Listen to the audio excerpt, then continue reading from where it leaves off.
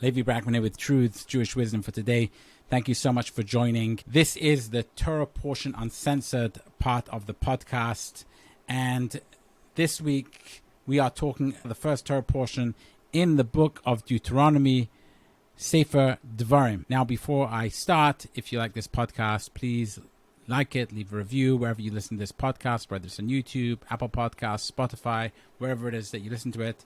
You can also forward it to other people. That helps other people also benefit from it and enjoy it if you enjoy it as well. Thank you. Now that I've got that out of the way, let me jump right in to the Torah portion at hand of Devarim. Now, Devarim, also known as Deuteronomy or as Mishneh Torah. This is the idea that Moses is repeating over the entire Torah in a sense to the Jewish people. It's a speech that Moses is giving to the generation of people who enter the land of Israel, Eretz Yisrael, and that is basically the entire book that leads up to his death, and then Joshua taking over, and then you find the next part of it is the book of Joshua. We start with the first portion of this book, which is called Parshas Devarim. And what's really interesting about Devarim, or Deuteronomy in general, is that it repeats a lot of the stories that we already learnt in previous books, specifically in Numbers, but it repeats them differently. And this is going to be the topic of this week's episode, talking about the differences between stories that are told previously in the book of Numbers and the way they are told in the book of Deuteronomy in Sefer Devarim, in the Mishneh Torah. What I'm going to focus on is the story of the spies. And the story of the spies, it's an often spoken about story in the Torah where God commands Moses to tell the Israelites to appoint spies to go into the land of Canaan, to spy out the land, and to come back and tell them if it's good, if it's bad, if it's fortified cities or not fortified cities, all the details about the land so they can prepare to wage war and conquer the land. Now they come back and they were afraid, they were scared. They saw fortified cities, they saw giants there, they saw very big fruit, and they came back and they said, look, this isn't something which we can really do. We are going to have to return to Egypt, or at least we're going to have to give up this idea of trying to conquer this land. We just don't have the military might, the fortitude to be able to do this. And you had Kalev ben Yefuneh and you had Yeshua ben Nun. They were the ones who came and said, no, we can do this. But the Israelites, they believed the majority of the spies which said they couldn't do it. And they said, we're just not going to do this. God got very upset with them, etc., etc. The story is well known. And in the end, this generation wasn't able to enter the land of Israel. They wandered in the desert for another 40 years until that whole generation died off. And then the next generation was the one which was going to enter the land of Israel. So that's a story which is well known. It's found in the book of Numbers. If we look at the same story in Deuteronomy, in Devarim, you find that the story is told somewhat differently. Here we find it says, "V'tikrivu neilai kulchem v'toimru nishlacha anashim lefneinu v'yachperu lanu es haaretz v'yoshivo isonu davar es haderech asher na'aleh ba v'eis ha'arim asher novai aleihem." All of you approached me and you said, let us send people in front of us to search out for us the land, and they will return to us the message of the way in which we should ascend there and the cities that we should come into them. This is the verse in which Moses says that the people approached him and asked that spies should be sent. And the word which is used is v'yachperu lanu es haaretz. And v'yachperu actually means to search. And then on verse 23 it says, "V'yitav be'enai hadava v'ekach mikem shnei masa anashim ish echad lashavet." And the thing was good in my eyes, says Moses. In other words, this idea of sending people to search out the land was a good idea in my eyes, and I took from you 12 people, one person per tribe. And then it continues on from there. Now, if you look at how it starts off in Parshas Shlach, in Bamidbar, Perek Yud Gimel, Numbers 13, it says, V'daber Hashem al Moshe lemer. And God spoke to Moses saying, Shlach lecha anoshim v'yosuru etz eretz Canaan asher ani noisin v'nei Yisrael ish echad lemati avoisov tishlachu kol nosi v'hem. That translates as that God tells Moses, send for yourselves men that should scout out the land of Canaan that I will give to the children of Israel, one person per tribe of their fathers, Lamata Avisov, to the tribe of their fathers. You should send every prince in them. So it should be the heads of the tribes that should be sent as the spies to scout out the land. So here we find two major differences. Difference number one is that in the book of Deuteronomy, it is presented as if the people approached Moses and told Moses that they wanted to send people to search out the land, and Moses agreed with it, said that's a good idea. And then Moses chose the people to go. In the book of Numbers, it tells us something different. It says that God spoke to Moses and said, so this was initiated by God to send the spies to scout Yosuru. The word is also used differently. Here it says in Deuteronomy, it says V'yachperu lanu, and they should search for us. Whereas in Numbers, it says they should scout out V'yosuru. So there's a language difference as well. So first of all, in Numbers, it is initiated by God. In Deuteronomy, it's initiated by the people. Also, there's a difference in language which is used. And then, furthermore, there's a difference in the kind of people who should go. According to Numbers, it should be the princes, the head of the tribes who should go. And in Deuteronomy, it is, I just took from you 11 people, 11 men, one person for the tribes. It doesn't say that they are princes of the tribes. They're not leaders of the tribes.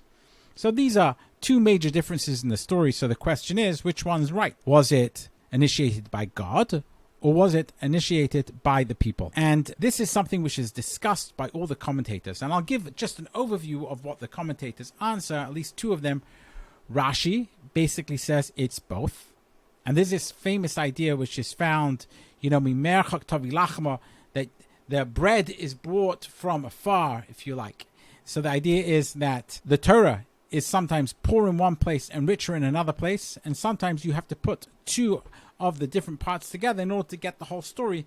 And that's certainly how Rashi sees it, that basically what happened here was that the people approached Moses and told Moses they wanted to send people to search out the land. And then once that had happened, then God came and told Moses, yes, I agree with them, shlach lecha. And the idea is that Rashi says, shlach lecha, send for yourself. I'm not commanding you to send, but if you really want to send, the people want you to send, then you should send the spies. That is the view of Rashi. So actually, they're totally compatible. Others don't agree with that. For example, if that was the case, then according to the Ramban, Nachmanides, the other major medieval commentator on the Torah, he says that, well, if that's the case, then it should have said, which is send for yourself, just like they said, just like the people of Israel says. Why did God have to say, send for yourself people to scout out the land? He should have said, yes, I agree with them, send. So Nachmanides actually explains it slightly differently, and he says, actually, these are two separate things in a way. The people wanted to send spies. Why did they want to send spies? Because they felt that they wanted to be able to understand the land itself, how easy it would be or how difficult it would be to conquer. What's the layout of the land? What's the best way to approach which city and what are the weaknesses, etc., etc. Whereas God, he wanted to send them for a different reason. God wanted them to send because the people were in Egypt. They were slaves. Everyone, perhaps, who was a free person understood how great the land of Israel was. Don't forget, it was close by. Canaan was close by to Egypt. People traveled from Egypt to the land of Canaan a lot. Everyone understood that this was a very prized piece of real estate, that people actually wanted to go there. So it would have been obvious to the average person how wonderful the land of Canaan would be. But given that the Israelites were slaves in Egypt, they may not have ever traveled there. They might not know how great it is. So in order to reinforce how wonderful this land is going to be that God will give to them, therefore send people so they should see it first, so they should get even more excited about it. But it wasn't to try and have them decide whether they should go or not. It was just to get them more excited about it. And the language which is used, scout it out, look at it. Just like a buyer, says Nachmanides, who already has decided he wants to buy something, but he says, let me just quickly take a look at the merchandise first. I'm so excited that I'm going to get delivery of this merchandise. Let me take a look at it before delivery so I can be excited about this merchandise. This is what God wanted, to send the leaders of the people to go and look at it so the people could get excited about the impending conquering of the land of Canaan, which they're going to get. The people, though, they had a different perspective on it. They wanted to, because they weren't so sure. They wanted to go and spy it out and search it out to see, is this possible, is it not possible? So they lacked faith in God to believe that God could actually do this for them. So that's Nachmanides. The problem you have with both of these explanations is that, according to Rashi, who explains it the way he explains that, it's really just one story, one found in Deuteronomy, one found in Numbers, and they actually inform each other. If that's the case, why didn't they just tell the whole story? And why do you have such differences in language? Why not just tell the whole story? And if it's according to Nachmanides that actually this was God saying it separately from what the Israelites wanted, then there's a major miscommunication here. God doesn't really understand where the Israelites' head's at. That doesn't make sense. If God is not responding to the Israelites, but also wants them to do this, he should at least have done it in a way in which took the concerns of the Israelites into consideration. The fact that he didn't, that caused a tremendous disaster, because the Israelites thought that they were going to check out whether the land was good or not, whether it was something they can actually conquer or not, whereas God just wanted them to get excited by it. So they didn't communicate well. Anyone who knows management, anyone who's ever hired employees knows that if your employees do a bad job, often it's because you haven't communicated properly what the job should be. So sometimes if you don't communicate well, in your mind, you know exactly what the job should be, but in the communication, something's lost, and what you think you've told them to do, they think it's something else. They come back and it's a bad job. Who's to blame? The manager. Bad managerial decision. So you have this problem with Nachmanides, the way Nachmanides is explaining it, that this is it seems like God has told them something, and he's told them from his perspective what it should be through Moses. The people have understood it from their perspective, which is the perspective which is found in Deuteronomy, which is, hey, we need to figure out whether this is a land which is conquerable or not. And there's a big misunderstanding with disastrous consequences.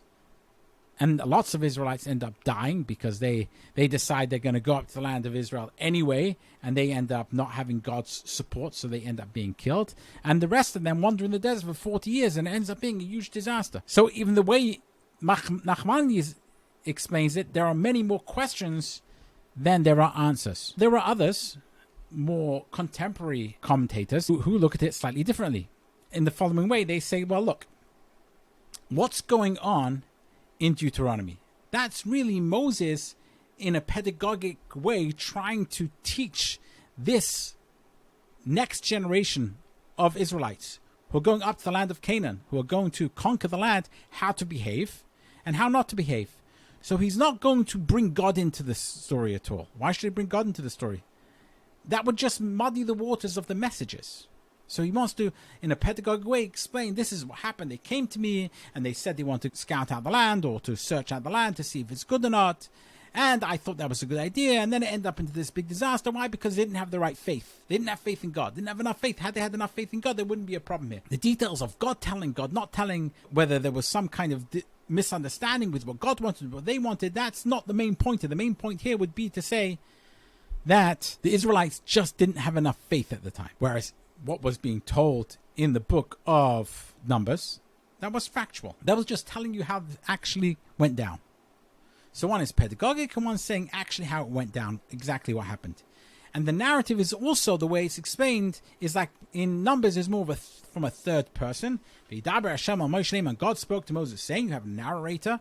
Whereas in Deuteronomy, it's Moses talking from himself, first person, about how he experienced it from his perspective, and in a way in which he should be able to teach something in a pedagogic fashion to the Israelites who were going into the land of Egypt. So that's another explanation which is given from Elchanan Samet, which is, I think, a very interesting one.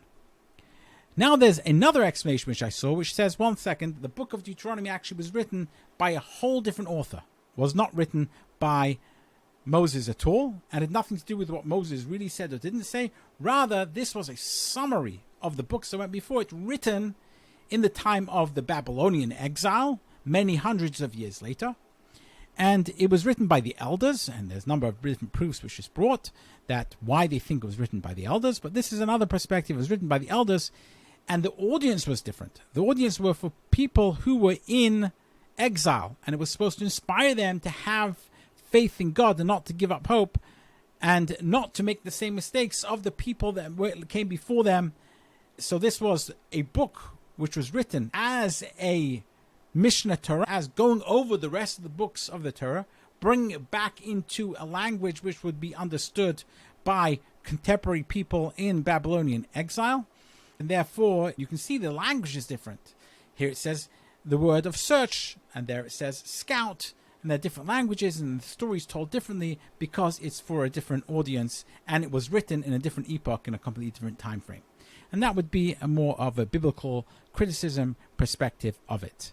So I thought I'd put that out there just to kind of give the entire package of different approaches to how this is explained. Be all that as it may, what I find really fascinating here is that you have the same story, even if you go according to the traditional perspective, that this was talking about the same story and it was the same author, both were written by Moses.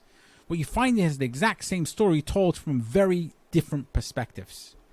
Now, you could go according to Rashi, which says it's actually the same story and all of this happened at the same time. But again, Rashi is it's difficult to understand according to Rashi. As Nachmanides says, if that's the case, then it begins in the beginning of Shlach, in the beginning of chapter 13, God spoke to Moses saying, Shlach l'cha anashim, send for you people. It's as if nothing went before it. It would be strange. In other words, you don't start a whole new chapter if something happened first. It just would be a strange way of doing it. Nachmanides doesn't buy that either. So Nachmanides has his view, which says this is actually two separate things which really occurred here. There was the fact that the people wanted it, and God came and told Moses, you should do it. These are also compatibilist theories, if you like. But again, we had problems with that as well. It seems that the Rabbi Samet, his view of it, seems to be somewhat compelling, or more compelling, which is that there are two perspectives here. There's the perspective of Moses telling the story, and then there's the perspective as if the narrator, when Numbers, it's as if the narrator is telling the story, and therefore it's much more factual. What's really interesting here, though, is that they're both talking about the same event which took place, but they're told very, very differently. And one thing which I think is totally conclusive, and no one disagrees on, is that the story in Bamidbar, in Numbers, is told in a narrative fashion, as if the narrator is telling the story, whereas the story in Devarim, in Deuteronomy, is told as if first person Moses telling the story from his perspective. I think what this really shows is that perspective really counts in a story. And audience really counts in a story. And even the Torah understands that very, very well. So when you are telling people something and you're trying to make a point, very often you'll tell a story in a particular way. It's the marketing package of the story, if you like. And within any particular story, event which occurred, there are different ways in which you can perceive that same event. Two people are going to look at an event and they're going to perceive it very differently. And it could be that both things happened. It could be the people wanted it. Moses thought it was a good idea. God wanted it as well. It could be all of those things happened. But it's how you want to tell the story for that particular purpose which is important. Very often you find in our politics that one side accuses the other side of lying. Well, they're lying. They constantly tell lies. And every politician, of course, tells lies. After presidential debates, you have set up outside something called the spin room, where the surrogates of the different candidates come in and talk to the press to spin it in their way, to tell the story in the way in which should be compelling to their audience, so people should vote for their candidate. You're finding, really interestingly today, you have the new vice presidential candidate, and in the case of the Democrats, a brand new presidential candidate who came out of nowhere because we thought it was going to be Biden, now it's Harris. And then there is a fight to define who are these people. Who is Kamala Harris? Who is Tim Walz? Who is J.D. Vance? And there's a crafting of the narrative, and they will cleverly leave bits out here and leave bits out there in order to be able to spin the narrative and explain it in a way in which is compelling to their people, so their people will vote. So this is age-old storytelling that is going on today, and it went on in the Torah itself. Storytelling, spinning of the story in a way in which it should be compelling to the people, and they should get the message of what the story is really all about. And in this case, the story was about you have to have faith in God. When God says he's going to bring you to the land of milk and honey, he's going to bring you to the land of milk and honey. You have to have faith in God. That was the overriding message. And Moses was going to tell it in the most compelling way possible. So some people say, well, that's not truthful. It's not telling the truth. Because that's the story from Moses' perspective. Tell it factually, exactly how it happened. And my answer is that the Torah never wants to tell you facts. That's never the point of the Torah. Torah comes from the word hora'ah. It's teaching. It's there to teach you something. It's there to teach you a lesson in your life. It is conveying truths rather than the truth. And therefore, it should be no surprise to anybody that you have the story which is found in the book of Numbers. And in the book of Numbers, it tells it one way. And there's a purpose for it telling it that way. This is how it happened. This is how it went down. I'm narrating a story how it was. But then when we come to teach a lesson about the story, we're going to pick other parts of the story to tell. When we're teaching it as it is, as a fact, we'll teach the most important facts as we see them and leave out the other bits. When we teach it as a story, in order to teach something, we'll maybe drop out some of those bits and have the other bits of the story in order that the teaching and the lesson should be learnt properly. Because the bottom line is that the Torah isn't a history book to tell you accurately how history went down. That was never its purpose. And therefore you shouldn't be surprised when it retells a story in a completely different fashion than that same story was told in a book earlier. Because it was never there to tell it to you as facts. It was there to tell it to you and teach it to you as a lesson that is supposed to be taught for this purpose of the teachings for the audience which is there right now, rather than for facts. So this is another way in which we get at the same idea of why I do this podcast, because what I'm trying to reach to in these podcasts is to explain that the Torah is not here to teach you facts about things. The Torah is not here to teach you truth in the way of empirical truth. It's supposed to teach you truths, wisdom teachings, and ideas in which you can live your life by. So you can have a successful life, you can have a spiritual life, a life which involves a connectivity with something greater than the self, and one which one can enjoy happiness, health, wealth, spiritually and physically as one, together with community and family. That's what the Torah is there for. The teachings and the truths that are behind these stories to teach us how we can live the life well lived in the best way in a eudaimonic fashion. That's what the Torah is all about. So when you go back and you say, 1 second, did God create the world in 6 days or not? That doesn't matter. Because that's not the point of the story. So how did this happen, one might ask? Did God tell Moses to send spies? Or was it the people who wanted to send the spies? What happened? Which one's the truth, you might ask? Doesn't matter. Because that's not the point. There was a certain point of the way the story was told in the book of Numbers. It had its purpose. The story was told differently in the book of Deuteronomy, in the book of Devarim, in its way for its purpose, to convey that truth there. And both stories contain truths. And if you miss the truths because you're searching for the truth, you've missed the point. And that's what we can take from this. Again, this has been Levi Brackman with Truths, Jewish Wisdom for Today, Torah Portion, Uncensored. Thank you so much for joining, and until next time.